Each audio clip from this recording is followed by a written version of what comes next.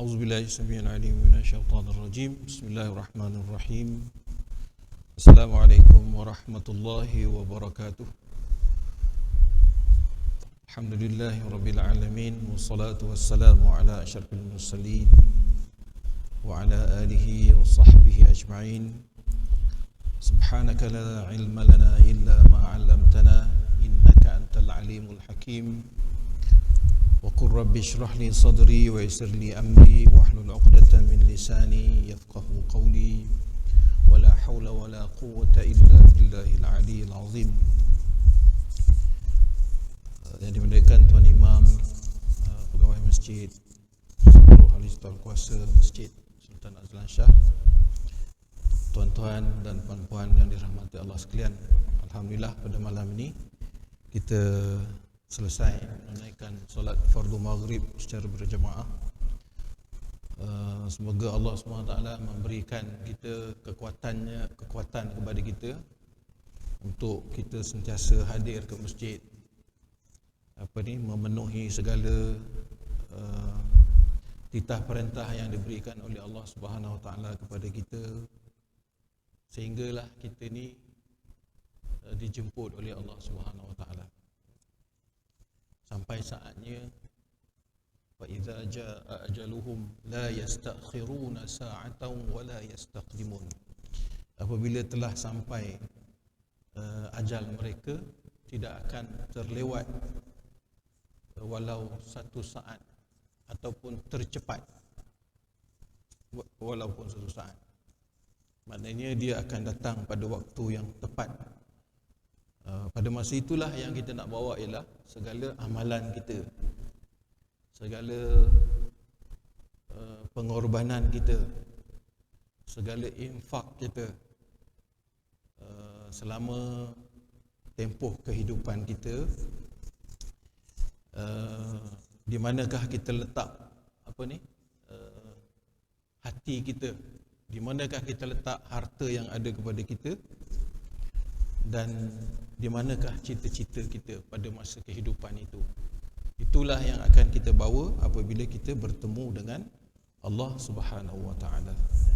Jadi itu rasanya ingatan-ingatan seperti itu adalah yang biasa kita dengar.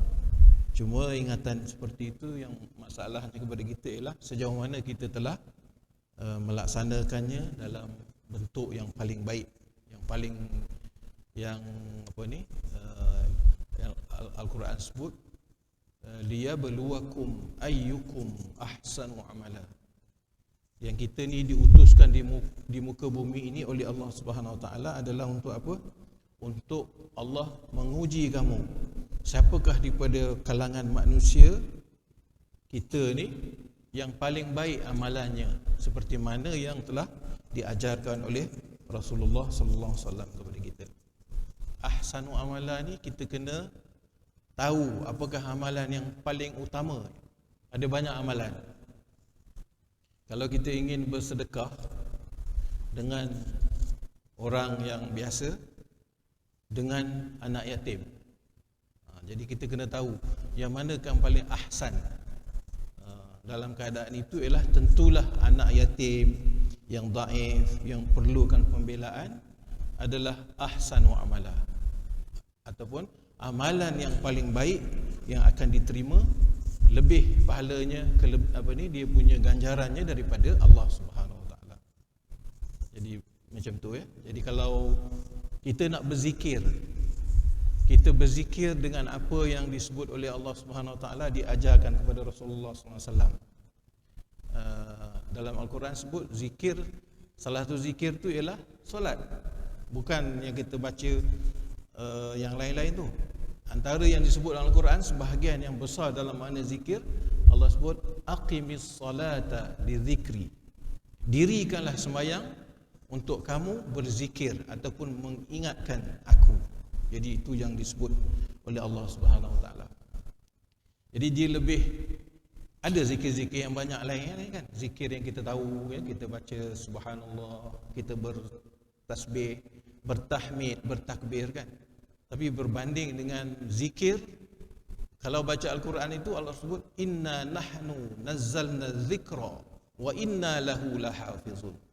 Sesungguhnya kami telah menurunkan Al-Quran untuk kamu jadikan zikir, dan aku adalah orang yang menjaga Al-Quran itu. Jadi lain kan? Kalau kita baca yang dia semua jadi ibadat, tapi ahsanu amala itu. Ya? Jadi dalam kesempatan umur kita yang 60-70 tahun ini, kita kena pilih apakah ahsanu amala, apakah amalan yang paling baik, yang terbaik yang mesti kita buat. Jadi bukanlah maksud amalan yang kecil-kecil yang biasa-biasa kita tidak buat, kita buat juga, maksudnya begitu. Jadi insya-Allah pada malam ini tuan-tuan, kita akan masuk dalam kitab kita, iaitu asbab ziyadatul iman, iaitu yang pertamanya ialah sebab-sebab, maksud dia adalah sebab ataupun faktor yang boleh membawa kepada bertambahnya keimanan kita. Jadi kita share sama-sama lah. Saya pun akan cuba mempertingkatkan keimanan saya, tuan-tuan dan puan-puan pun begitulah. Sebab iman inilah salah satu yang kita nak bawa. Kalau kita baca ayat awal tadi kan tentang kematian, keimanan ini adalah kuncinya. Kalau kita itu nak diterima oleh Allah Subhanahu Wa Taala. Kalau kita kata kita nak syurga Allah Subhanahu Wa Taala, keimanan inilah yang menjadi apa? Dia punya isi ataupun dia punya tonggak dia untuk kita bawa apabila kita bertemu dengan Allah Subhanahu Wa Taala. Jadi yang lepas kita telah tengok bahawa di antara sebab-sebab yang paling penting tentang apabila kita boleh menjadi penyebab untuk kita bertambah keimanan kita itu ialah dengan adanya ilmu. Kita menambahkan ilmu. Kita pun doa, ada ayat dalam Quran, kita boleh doa ayat tu, wa qur rabbi zidni ilma. Katakanlah wahai Muhammad, zidni ilma, wa qur rabbi, katakanlah wahai Tuhanku, zidni ilma, tambahkanlah aku dengan ilmu. Itu ada dalam Quran ayat tu.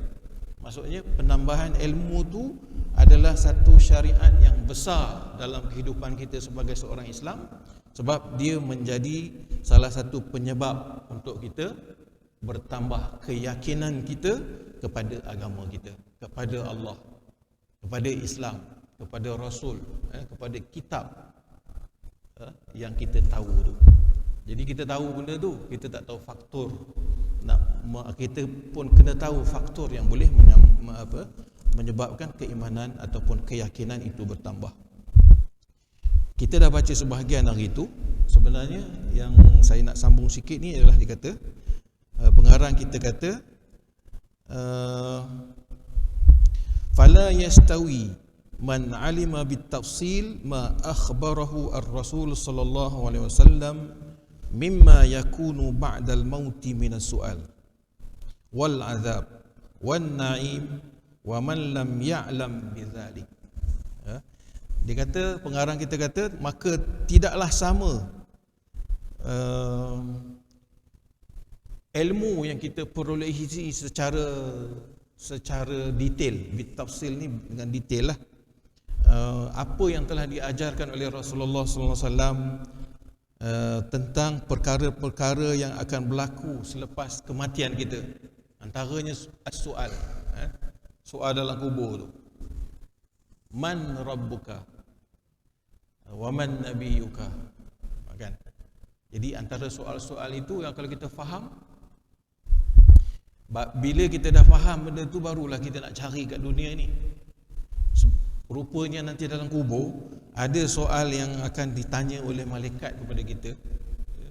Dia kata, man rabbuka, siapa Tuhan kamu? Jadi tapi cumanya jangan salah faham pula. Kalau kita kata nak jawab siapa Tuhan kamu, aku pun tahu kan, iaitu Allah. Tapi sebenarnya yang boleh nak jawab apa ni, man rabbuka, siapa Tuhan kamu itu, ialah amalan kita. Sejauh mana kita belajar, sejauh mana kita yakin dengan Allah Subhanahu Wa Taala itu, maka selama itulah kita boleh menjawab dalam kubur itu. Tak payah duduk hafal lah. Sebenarnya dia menuntut kepada kita untuk kita beramal, kita melakukan. Kalau dalam bab ketuhanan tu kita tahu bab rububiyah Allah. Kita tahu tentang sifat-sifat yang layak bagi Allah. Kita tahu kalau sebut tentang kudrat Allah Subhanahu Wa Taala. Kita tahu bahawa kudrat itu adalah sifat yang mesti ada yang ada pada zat Allah Subhanahu Wa Taala. Kemudian kita tahu dalam sifat 20 dia tafsir kaunuhu ta'ala qadiran, bahawa kedudukan Allah Subhanahu Wa Taala itu mutlak, dia berkuasa. Kita tahu. Jadi kekuasaan Allah tu kita kena sampai tahu beza dengan kekuasaan manusia. Kita manusia ni, kita ada kuasa juga. Tapi kuasa kita itu majazi, kuasa yang bukan hakikat, bukan sebenar. Kita ada kuasa, tapi kita sebenarnya kadang-kadang kita tidak boleh capai. Kita tak berjaya apa yang kita nak buat. Berbeza dengan zat Allah Subhanahu Wa Taala, kaunuhu ta'ala qadiran, bahawa kedudukan Allah Subhanahu Wa Taala itu dia wajib dan mutlak, dia berkuasa. Kalau kata Allah nak buat sesuatu, dia nak buat apa? Dalam Quran sebut kun, jadi fayakun. Maksudnya kuasa itu mutlak di sisi zat Allah Subhanahu Wa Taala, bukan macam kita. Yang itu kita kena tahu beza dia. Barulah orang-orang yang faham tentang sifat ataupun asma Allah Subhanahu Wa Taala itu, nanti dalam kubur dia boleh jawab. Dia beramal, dia tahu benda itu, dan dia memang meyakini kalau dalam bab uluhiyah Allah, kalau kita sebelum ni kita dah baca dalam kitab ni kan, uluhiyah Allah SWT ni dia reflect kepada hak untuk Allah itu disembah. Allah itu sahaja yang tempat kita menyembah. Allah sahaja tempat kita memohon pertolongan. Dalam Al-Fatihah ada kan, iyyaka na'budu, kepada engkaulah kami sembah, wa iyyaka nasta'in, dan kepada engkaulah kami memohon pertolongan. Itu ayat itu menunjukkan penyerahan kita yang seluruhnya, total, menyembah dan minta tolong. Tidak ada yang lain kalau kita nak sembah selain daripada Allah. Tak boleh kita sembah melalui, katakan kita nak, kalau dalam agama yang lain, dia melalui makhluk, dia ada berhala dia ada patung dia. Jangan pula kita orang Islam melalui seseorang. Ada orang yang kita anggap dia hebat, alim dan sebagainya, kita menyembah Allah SWT tu melalui dia pun tidak boleh. Mesti terus dengan Allah Subhanahu Wa Taala, sebab dalam Al-Quran sebut iyyaka na'budu, hanya engkau yang kami sembah, tak ada orang lain. Wa iyyaka nasta'in, dan kepada engkau lah yang kami memohon pertolongan. Maksud pertolongan apa? Kita berdoa, kita mengadu, kita bermunajat, kita apa lagi? Kita berhajat, minta kepada Allah Subhanahu Wa Taala. Orang bujang-bujang yang tak kahwin sini kan, berdoa kepada siapa? Jangan minta kepada yang tok bomoh apa semua. Minta kepada Allah Subhanahu Wa Taala. Begitu. Jadi maksud kat sini ialah apabila kita mengetahui tentang kematian itu, tentang adanya soalan di hari akhirat itu, anis soal dia kata sini. Alima bitafsil ma ba'dal maut minas soal. Soalan-soalan yang akan ditanya. Soalan itu sebenarnya bukanlah soalan macam kita periksa tu, tapi sebenarnya tu dia membawa makna untuk kita beramal. Kalau kita boleh beramal, insya-Allah kita boleh menjawab soalan-soalan itu. Jadi kalau kita mengaji benda tu secara tafsil dengan orang tak tahu benda ni, jadi sebenarnya yang itulah yang akan boleh meningkatkan keyakinan kita kepada agama kita. Kan? Kita lihat apa yang berlaku di depan mata kita, kita kata itulah takdir Allah Subhanahu Wa Taala. Kita melihat segala peristiwa yang berlaku, kejadian kalau kita sini tengah hujan kan, itulah sebenarnya tanda kuasa Allah mentadbir alam ini. Begitulah juga yang lain-lain. Kemudian wan na'im, begitu juga dalam kubur tu nanti ada nikmat yang Allah SWT akan berikan kepada orang yang soleh. Dia boleh jawab, tak ada masalah apa yang dia dapat dalam kubur. Dia tak masuk syurga lagi, tapi dalam kubur tu sudah ada nikmat yang banyak. Antaranya nikmat dibukakan pandangan orang dalam kubur itu pemandangan syurga yang dia nak pergi nanti. Kan? Dia duduk dalam kubur, dalam alam kubur, dalam alam kubur, dibukakan pemandangan yang indah bahawa nanti pada hari kebangkitan, hari kiamat tak berlaku lagi. Dia dah mati dah. Dia diperlihatkan oleh Allah SWT dengan segala keindahan. Malah, tuan-tuan pernah tengok tak orang mati syahid? Yang saya pun tak pernah tengok lah. Saya tengok yang mati berperang di Palestin, di Syria. Tengok yang meninggal tu, dia mati tu tengok dalam keadaan senyum. Masa mati itu pun, dia syahid itu pun telah, kalau boleh tengok dalam internet, ramai mereka itu yang mujahidin, pejuang ke jalan agama Allah. Mereka memang dalam keadaan mukanya tersenyum. Sebenarnya di saat dia mati tu, dia telah nampak segala kebaikan, nikmat yang diberikan oleh Allah SWT kepada mereka. Sebab dia syahid. Ya kan? Itu tak masuk kubur lagi. Kita dah nampak dia dengan penuh senyum, kegembiraan, mukanya yang jernih dengan kematian dia itu. Sebenarnya dia sudah dapat nikmat yang besar di sisi Allah Subhanahu Wa Taala. Ada yang mati muka kematian tu dia macam tidur je, kan? Dia bukan macam pucat lesi, tidak ada. Dia macam tidur je. Saya dulu pernah masa mengaji dulu dekat Kedah tu, ada nak pindahkan dekat Ian tu, dia orang nak pindahkan satu kubur lah, sebab dia nak buat pembangunan. Dulu kan masa tahun tengah highway tengah buat kan, jadi dia nak pindahkan jalan kubur tu, terkena jalan tu kena dekat kubur. Rupanya kubur tu hanyalah kubur seorang makcik yang memang dia lah guru Quran kampung dia, guru Quran kampung.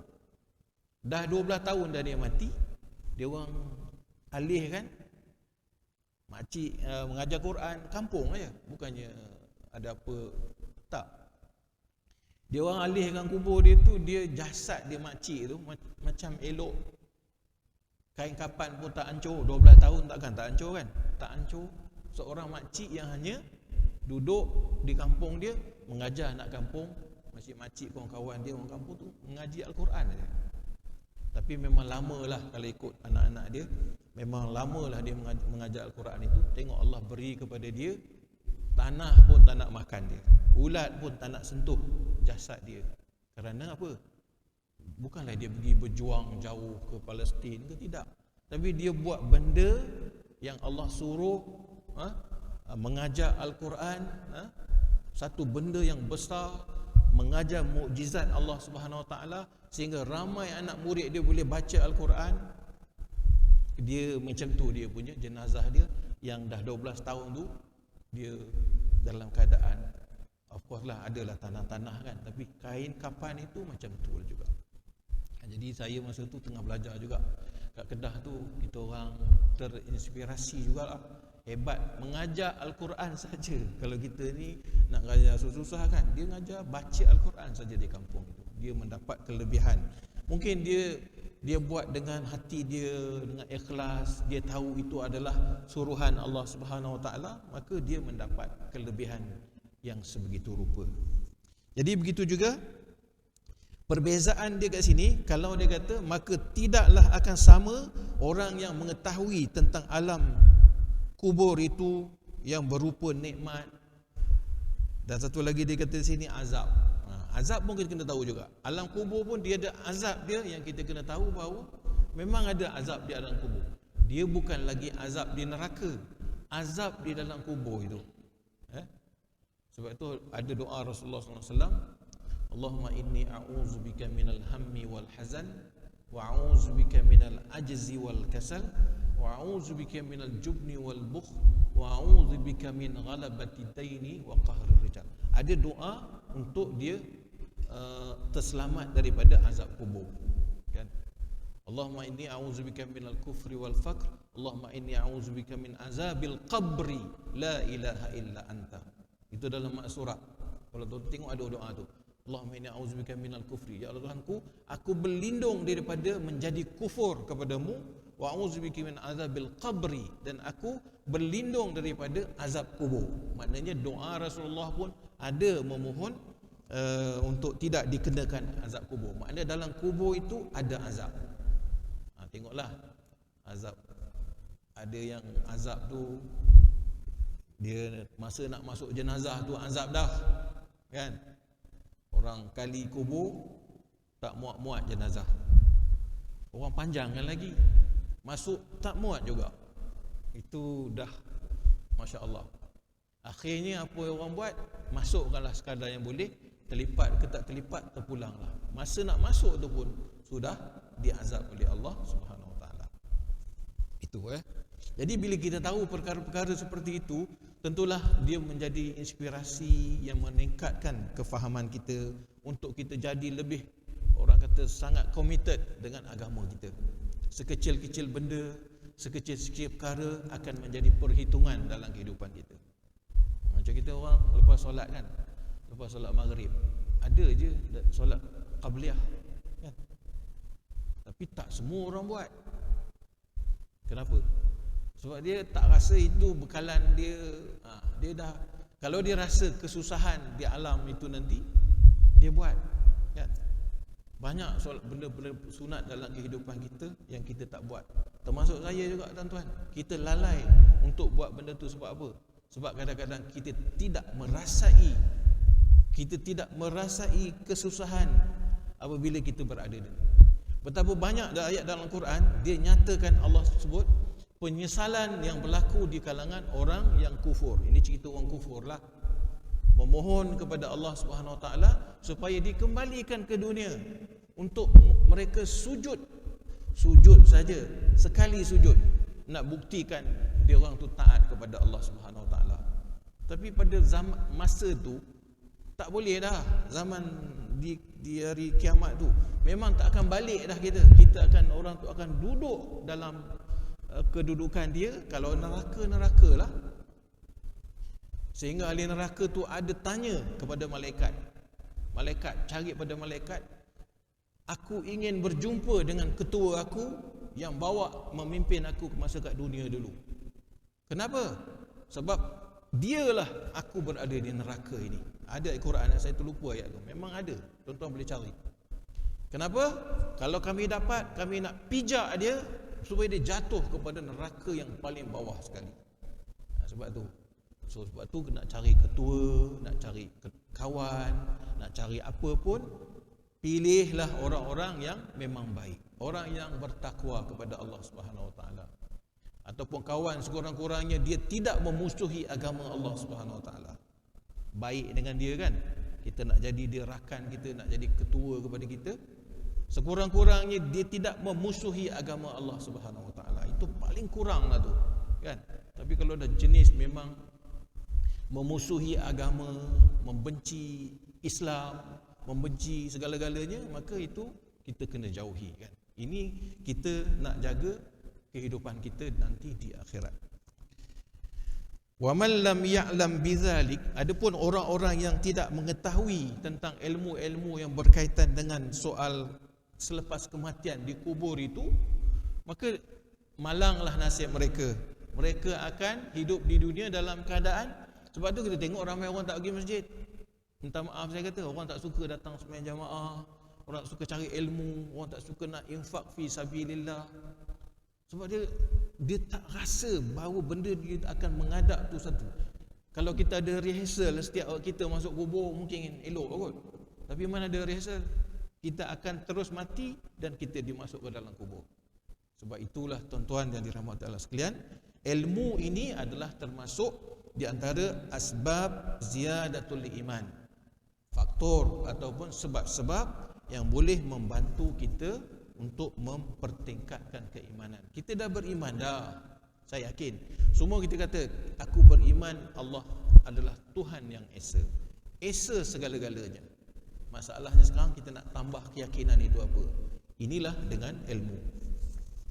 Wa kadzalika la yastawi man alima ahwal al-akhirah bima yakunu fiha min ba'thin wa nushurin wa 'ardin wa qira'ati as-suhuf wa hisab wa ahwal wa khawt wa was-sirat wal-jannah wan-nar ma'a man amina bil yaumil akhir ijmalan min ghairi tafsil. Dia cerita kat sini, dia bagi contoh lagi.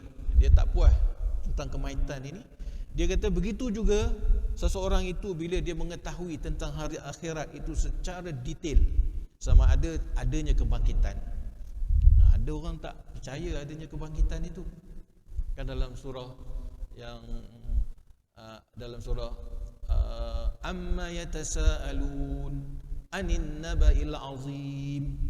Pada masa tu dalam surah tu, orang kafir Quraisy ini bila Rasulullah kata adanya hari kebangkitan, dia menafikan amma yatasaalun anin naba'il azim, daripada naba' perkara yang berita yang besar, iaitu kebangkitan.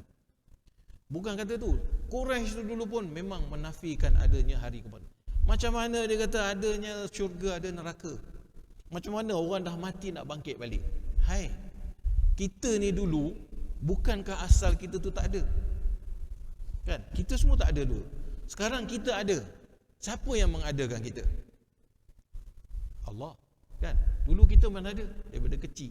Sebelum baby, kita ada tak? Kita tidak ada. Tiba-tiba kita ada. Lepas tu kita membesar sampai sekarang, kita dimatikan oleh Allah Subhanahu Wa Taala. Adakah mustahil untuk Allah SWT yang pernah buat kita di muka bumi ini, mengadakan kita sebelum daripada tiada, dan ada dan membesar sampai sekarang, buat macam-macam kat muka bumi kan? Ada yang baik, ada yang tak baik kan? Dan dimatikan. Mustahil tak dia nak mengadakan kita balik? Yang dia katakan kebangkitan itu tidak mustahil. Ini adalah kebangkitan kali kedua. Kalau dari segi kita lah, pengalaman kita, kita pernah buat satu benda, lepas tu kita nak buat balik benda tu, susah tak? Tak susah. Begitulah dengan Allah Subhanahu Wa Taala. Daripada kita tak ada, dia wujudkan, lahirkan kita di muka bumi ini, dan akhirnya apa? Kita sekarang sudah ada di muka bumi dan kita mati, dan dia akan hidup. Kan kita lepas ini di hari kebangkitan. Kemudian ada dan nusyur. Nusyur ni adalah dihimpunkan semua makhluk yang ada di muka bumi ini di depan satu tempat, mahsyar, tempat perhimpunan untuk dihitung. Adanya ardun. Ardun ni apa? Ardun ni ialah dibentangkan segala amalan setiap orang. Satu, simpulan A dia punya. Ni semua dia tuntut. Jadi kita jangan tanya pula dia ada sistem apa. Kan? Apa yang database yang ada? Database-nya hebat lagi daripada Allah Subhanahu Wa Taala. Allah Subhanahu Wa Taala kita dah cerita dulu kan. Dia buat alam cakrawala, seluruh atas tu, alam bintang, segala-galanya berjalan ikut orbit. Itu ilmu apa? Sehingga dikaji jadi satu ilmu sains, ilmu astronomi oleh manusia. Bukankah itu teknologi? Bukankah itu kehebatan? Dia nak tanya pasal database. Database itu mudah di sisi Allah SWT, dan kita serahkan kepada Allah SWT. Kita tak tahulah macam mananya. Tetapi itu bukan satu perkara yang mustahil untuk Allah SWT melaksanakannya kepada kita. Jadi adanya ardun, dibentangkan amalan setiap daripada kita, yang baik, yang tak baik, semua detail. Kemudian ada qira'atus suhuf, akan dibacakan kepada kita apa yang telah kita buat dalam catatan kitab amalan kita. Wa hisab, adanya perhitungan, dikira amalan kita. Wa ahwal, begitu juga ada kesukaran pada hari kiamat itu. Ada orang rasa okey saja, ada orang rasa dia seperti di dalam lautan, ada orang rasa matahari atas kepala dia, dan berbagai-bagai kesukaran. Ada pula orang yang mukmin itu boleh memohon syafaat daripada Rasulullah sallallahu alaihi wasallam untuk mereka dipercepatkan hisab mereka. Begitu. Jadi ini adalah pengetahuan yang perlu ada kepada kita, termasuk juga wahaudun ataupun telaga. Pada saat itu sumber air untuk orang minum hanyalah haudur Rasulullah sallallahu alaihi wasallam, telaga haud. Ini telaga Rasulullah sallallahu alaihi wasallam. Wasirat, adanya titian yang kita nak lintas. Wa jannah, adanya syurga. Wa nar, dan adanya api neraka. Jadi orang yang tahu secara sikit-sikit, dia tak akan menimbulkan apa-apa kepada dia, berbeza dengan kalau kita mendapati kita dapat pengetahuan itu secara yang yang detail lah. Sebab itu ada dalam Al-Quran disebut firman Allah Subhanahu Wa Taala dalam surah apa ni? Surah Fatir ayat 28. Auzubillahi minasyaitonir rajim. Wa minan nasi wad dawabi wal an'ami mukhtalifun alwanuhu kadzalik. Innama yakhshallaha min ibadihi ulama.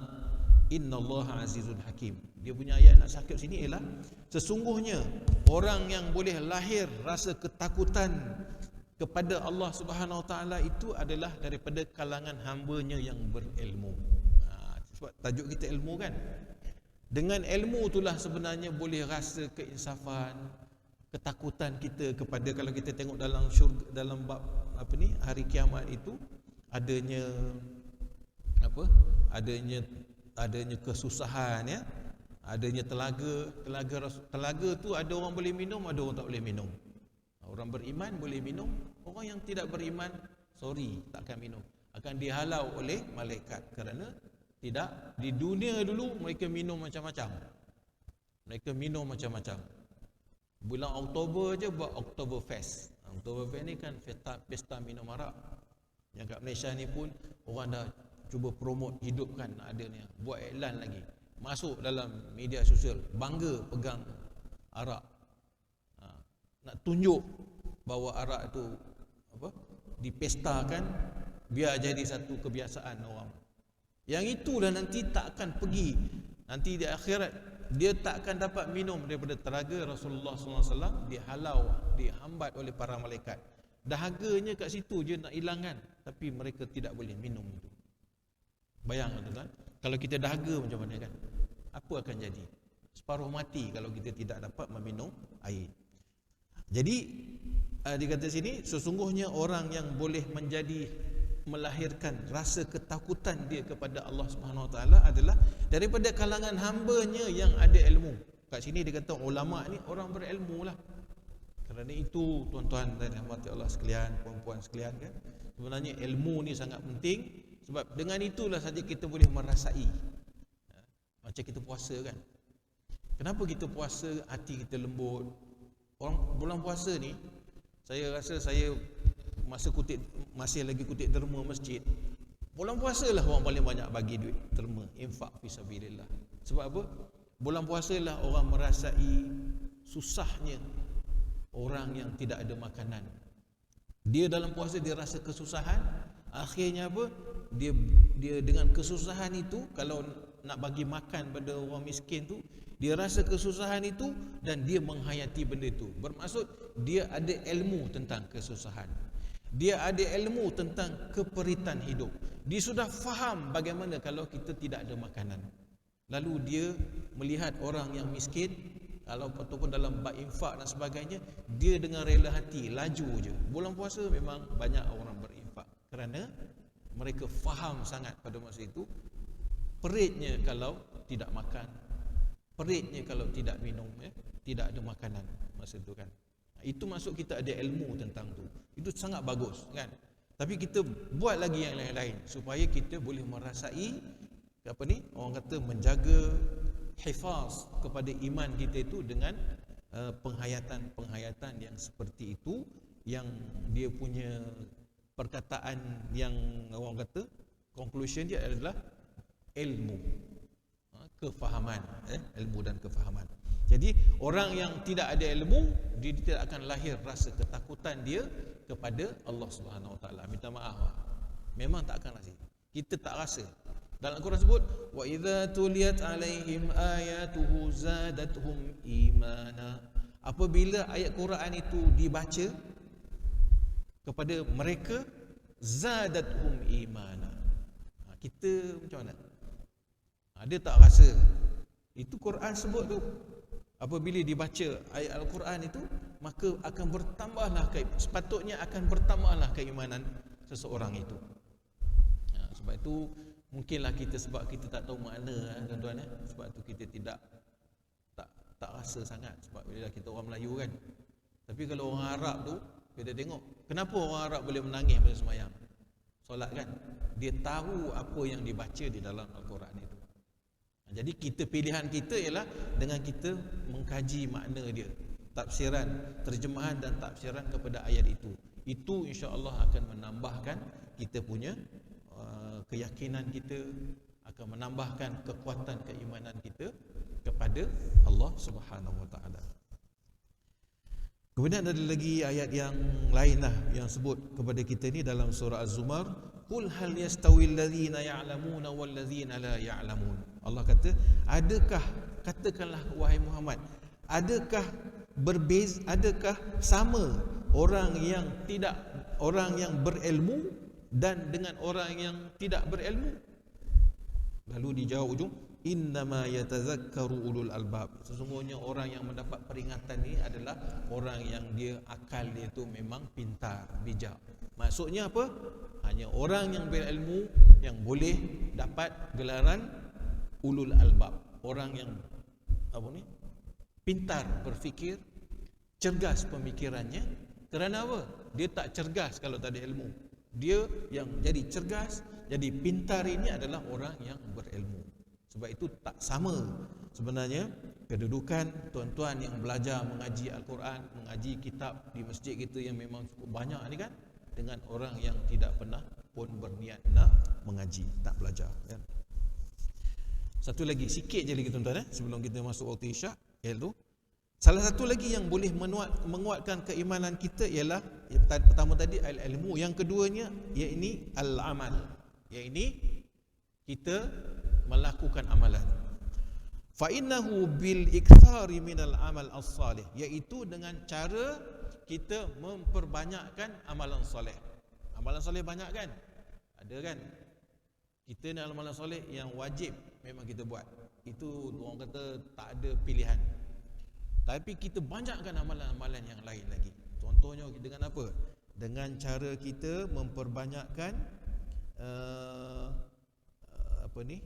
kalau dia kata kat sini minal amal wa ta'ati yazdadul yaqin wa yaqwil iman, dan ketaatan itu akan menambahkan keyakinan kita. Kalau kita taat, maksudnya taat apa? Kita taat dengan segala titah perintah Allah. Bila taat itu maksudnya amal. Kita beramal, buat segala yang Allah Subhanahu Wa Taala sebutkan kepada kita. Amal, kalau dalam solat tu dia ada amal, 3 jenis amal. Iaitu amal qalbi, hati kita kan. Amal qauli, iaitu yang kita baca. Kemudian yang ketiga iaitu amal jasadi, yang pegang. Nak azan dulu.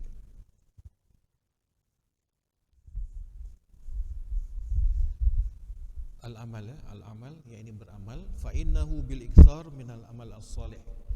Jadi kita amalan ini, sebab sebenarnya keimanan itu kan syarat dia gini. Dia iqrar bil lisan, at-tasdiq bil qalbi, wal amal bil jawarih. Amal tu, amal dengan anggota panca indera kita yang ada lah. Jadi dia jadi rukun sebenarnya, sebahagian daripada maksud keimanan itu. Yang sini amal kat sini dia memang dah rukun dah. Yang maksud amal kat sini ialah al-iksar minal amal as-salih, iaitu kita menggandakan amalan soleh kita. Ada banyaklah tuan-tuan ya, kalau kita boleh cari ya, amalan-amalan soleh yang kita boleh lakukan dalam kehidupan kita. Kita berinfak fi sabilillah, kita wakaf Wakaf ini dia bukan jadi amal biasa, dia akan jadi amal jariah. Apa maksud amal biasa dengan amal jariah? Amal biasa ni dia masa tu je selesai. Ya. Kalau dia baca subhanallah walhamdulillah, itu je dia dapat. Tapi kalau dia mengajar orang subhanallah walhamdulillah Allahu akbar, orang itu beramal dengan apa yang dia ajar. Dia memang tak tahu orang tu, dia pergi ajar orang tu Allahu akbar.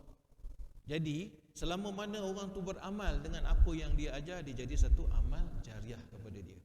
Lepas tu anak murid dia tu pun pergi hajar pula dengan dia, macam berantai-rantai kan. Daripada satu anak murid dia ada 5 orang. 5 orang ni pergi hajar jadi 25 orang. 25 ni hajar benda yang sama. Jadi yang kat situ amal itu jadi amal jariah. Kerana apa? Dia telah mengajarkan ilmu kepada orang, ilmu yang bermanfaat.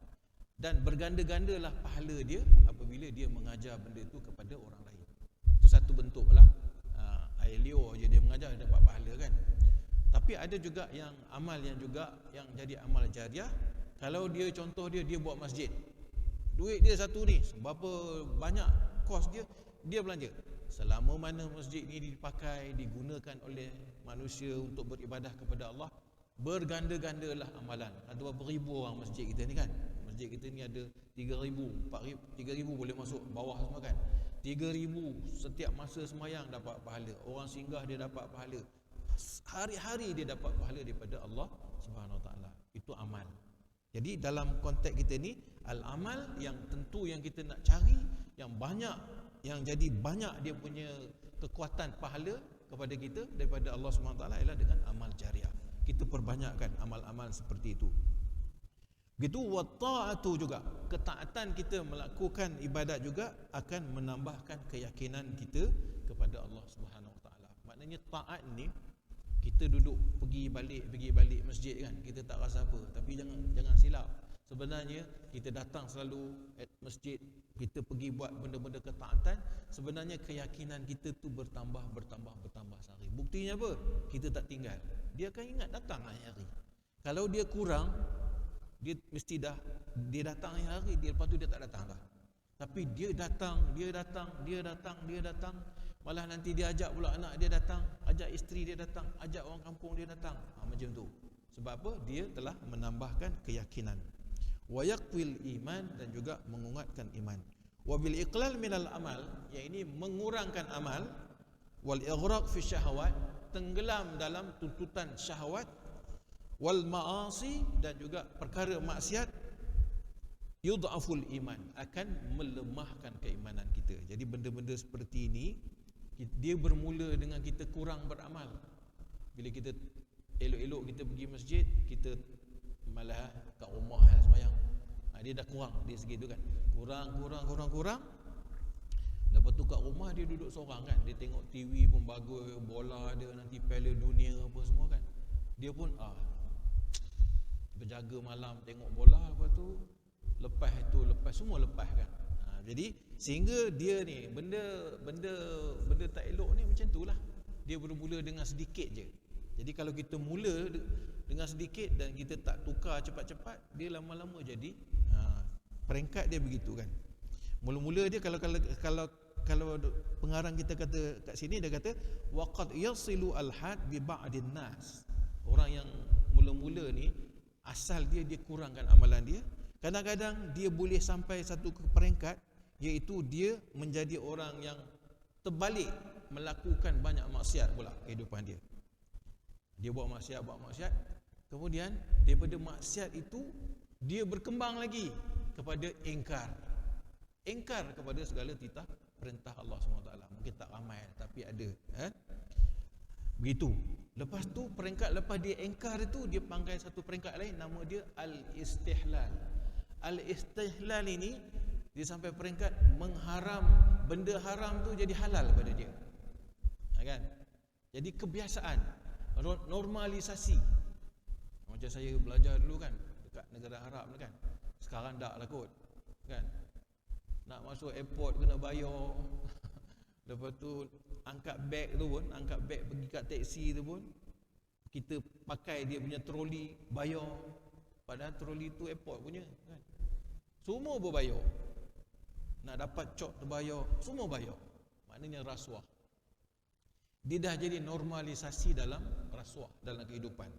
Walaupun tak mainlah sampai bilion-bilion kan, tapi dia makanlah juga. Kita belajar, kita student, mana kita larat nak bayar kan. Begitu. Jadi dia sampai peringkat al-istihlal, dia anggap pemberian tu sebagai wajib. Kita orang Malaysia, Arab ni apa hal ni kan? Kita nak buat kad student pun kena bagi. Kalau tak bagi 2-3 ringgit, tak memang kita tunggu je lah kan. Kalau kita bagi laju je. Tapi pada dia bukan rasuah tu, dia macam hadiah lah kot. Tapi pada kita rasuah lah. Itu istihlal. Kan?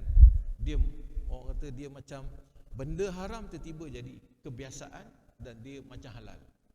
Kat sini bermula Kemudian dia berpindah lagi kepada lebih dahsyat lagi, iaitu dia menyalahkan agama Islam, mendustakan ar-rasul, wal istihlal wa takzibir rasul, dan itu mendustakan Rasulullah sallallahu alaihi wasallam, tabriran li fujurihim, sebagai untuk mereka berterusan dalam melakukan perkara-perkara kejahatan, wa fusuqihim, ataupun kefasikan mereka, fayadkhuluna bil kufri wal iyadzu billah, akhir sekali keluar daripada agama Islam. Jadi dia sikit-sikit. Sebab itu jangan kita, orang kata dah mula nak kurang amalan kita, lepas tu kita tak sedar, lalu kita akan jadi seperti itu. Nauzubillah lah. Pengarang kita pun last tu dia kata wal iyadzu billah, moga Allah SWT menjauhkan kita daripada keadaan seperti itu, ya. Sebab itu kalau kita dah tersilap, kita cepat-cepat taubat, istighfar balik, Dulu yang selalu istighfar hari, istighfar balik, insya-Allah lepas tu dia akan membaik sikit. Bukan senang, tuan-tuan. Kalau kita dah lama tak pergi solat jamaah, kata dah setahun tak pergi kan, kita nak jadi balik mumarasah, yang ini hudur ilal masjid, itu bukan senang sebenarnya. Kita rasa malu, dulu aku pergi, sekarang aku tak datang. Tiba-tiba ada, aku rasa malu nanti orang kata apa kat aku. Itu syaitan punya game kan. Sebenarnya tak apa je kita pergi kan. Tapi itulah syaitan, bila telah menguasai kita, dia akan menipu kita dengan berbagai-bagai tipu daya. Jadi tuan-tuan dan rahmatullah sekalian, itulah al-amal, amalan pertama al-ilmu wal amal, dan kita ada satu lagi, itu az-zikr wal fikr. Nanti insya-Allah kita akan tengok pada bulan, ada kesempatan, ada umur, insya-Allah kita tengok dalam bulan hadapan insya-Allah. Jadi saya rasa sekadar itu dulu untuk pada malam ini. Semoga yang pentingnya kita boleh beramal. Itu kita baca banyak-banyak pun, yang paling pentingnya apa yang kita dapat pada yang kita boleh buat, iaitu dengan kita sentiasa mencari ilmu, sebab ilmu lah yang menyebabkan kita boleh merasa takut kepada Allah Subhanahu Wa Taala. Dan yang kedua, kita susul kehidupan kita sentiasa dengan beramal amal yang baik. Kita boleh buat amal yang baik. Di jalanan pun kita boleh buat amalan yang baik.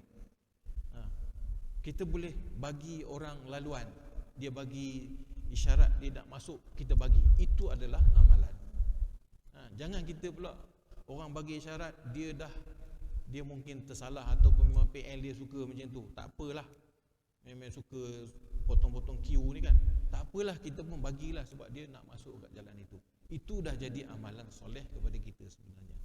Jadi peluang amalan itu kita jumpa setiap saat. Kita turun je kat mana-mana, antara benda yang kita akan jumpa, ada benda wajib, ada benda haram, ada benda makruh, ada benda sunat, ada benda yang harus. 5 jenis benda ni, kita pilihlah yang mana yang baik. Kalau benda tu memang wajib, tiba-tiba wajib, orang aksiden, kita jumpa dia, masa tu hukum apa? Wajib kita tolong dia. Jadi kita turun untuk tolong dia. Pastikan kita selamatlah, kita tolong dia.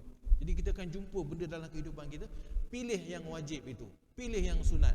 Kalau yang makruh tu jauhkanlah, tapi kalau buat tak berdosa lah. Apatah lagi yang haram, kita kena jauhkan dalam kehidupan kita. Ada orang bergaduh kat jalan raya kan, bergaduh, tunjuk isyarat macam-macam. Apa hukum dia? Haram.